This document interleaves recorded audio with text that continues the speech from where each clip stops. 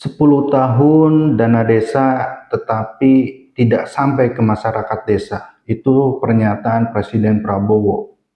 Apakah betul dana desa tidak berdampak terhadap masyarakat desa? Wow. Assalamualaikum warahmatullahi wabarakatuh. Selamat datang di channel Desa Pula, channel yang membahas informasi seputar desa. Sebelum saya membahas lebih jauh terkait info penting terkait desa, kita seruput dulu kopinya.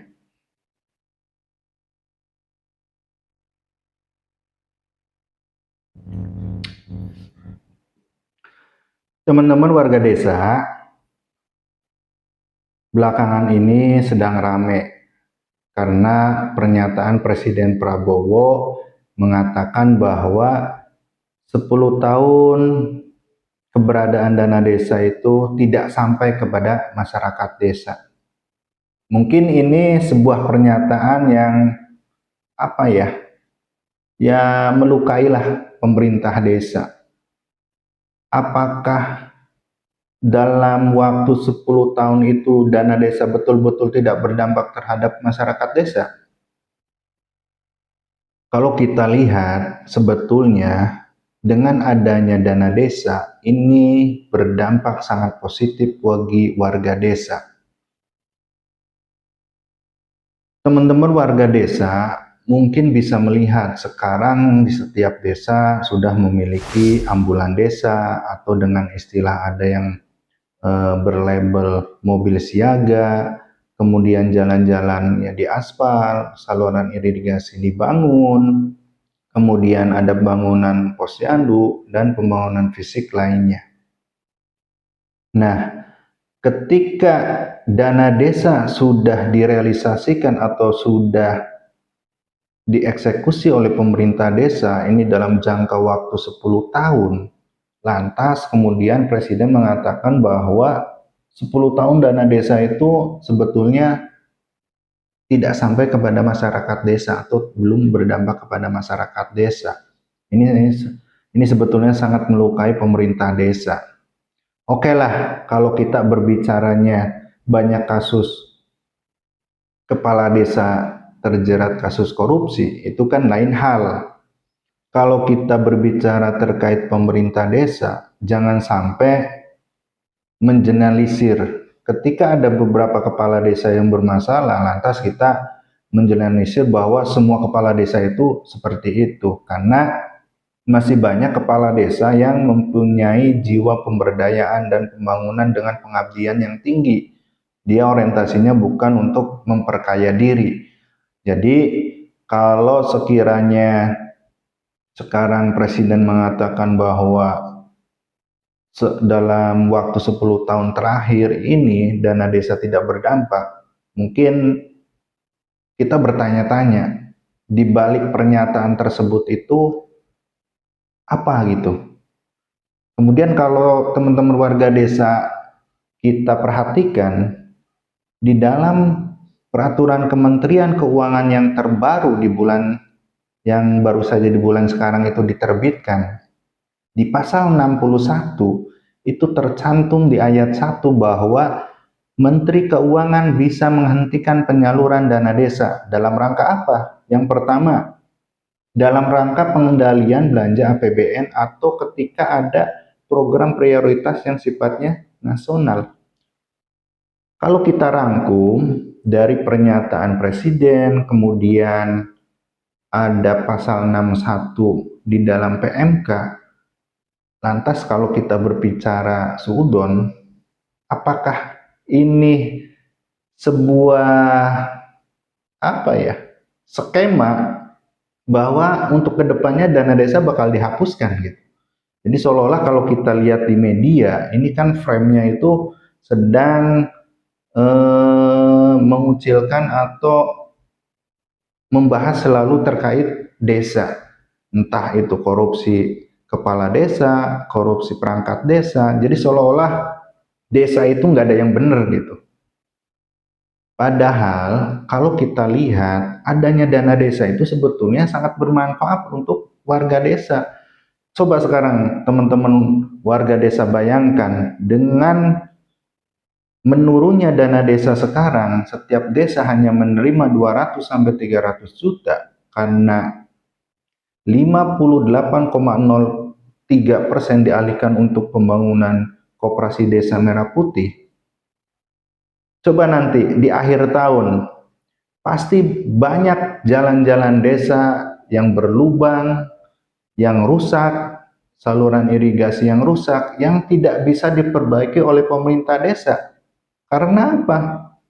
Karena sekarang dengan anggaran 200 sampai 300 juta, apa yang bisa dilakukan oleh pemerintah desa? Apakah cukup dengan uang 200 sampai 300 juta ini untuk membangun satu desa? Paling kalau kita berbicaranya satu kegiatan untuk kegiatan fisik, paling hanya satu kegiatan yang sifatnya fisik, entah itu untuk rehab jalan. Ditambah khusus untuk Provinsi Jawa Barat, bantuan keuangan provinsi yang sifatnya untuk pembangunan fisik pun akan ditarik oleh pemerintah provinsi. Jadi desa hanya sebagai penerima manfaat. Makanya banyak beberapa kepala desa bentuk protesnya itu, udahlah tarik aja dana desa sekalian langsung. Jadi desa hanya sebagai penerima manfaat karena sekarang posisi desa seolah-olah menjadi hanya dijadikan kambing hitam saja, baik oleh pemerintah pusat, daerah. Jadi seolah-olah yang salah itu di pemerintah desa. Teman-teman warga desa, dalam menyikapi pembahasan yang saya sampaikan ini menjadi penting khususnya untuk pemerintah desa. Mulai dari saat ini untuk pemerintah desa agar bisa bersama-sama dengan warganya itu menggerakkan kembali budaya gotong royong. Jadi kita bahu-membahu secara kolektif. Jadi ketika suatu saat dana desa sampai misal undang-undang desanya direvisi sehingga dana desanya dihapus, ini pemerintah desa agar tidak kaget karena budaya gotong royongnya sudah berjalan kembali. Ya mudah-mudahan mah ini hanya sebatas isu, kedepannya dana desa bukan malah dipangkas atau diturunkan. Mudah-mudahan dana desa bisa ditambahkan sesuai dengan janji politik presiden kita waktu kampanye itu kan janjinya akan menambahkan dana desa, tapi faktanya di tahun berjalan di 2026 malah dana desa dialihkan untuk koperasi desa Merah Putih. Dan mudah-mudahan pemerintah desa tetap kuat, tetap solid dengan warganya. Ayo kita bareng-bareng bangun desa. Dan jangan lupa untuk program-program nasional kita pun harus tetap mendukungnya, terutama seperti program Koperasi Desa Merah Putih. Jangan sampai setelah gerai Koperasi Desa Merah Putih sudah terbangun, ini akan menjadi sebuah monumen.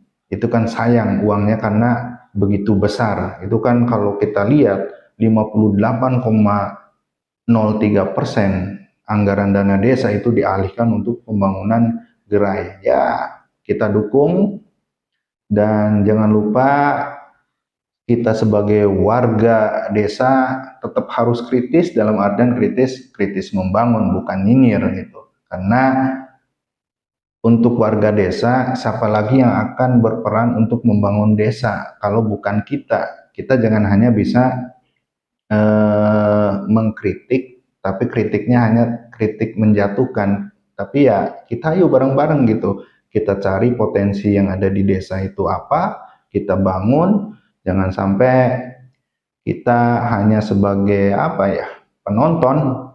Karena sebetulnya pemerintah desa itu ya kerjanya harus dengan kolaborasi, entah itu dari kelompok pemudanya, tokoh agama, tokoh masyarakat, semua bahu-membahu. Ya insya Allah kalau antara pemerintah desa dan warga desanya kompak, bareng-bareng membangun desanya, yang insya Allah tanpa ada dana desa pun, ya desa akan bisa maju dan mandiri.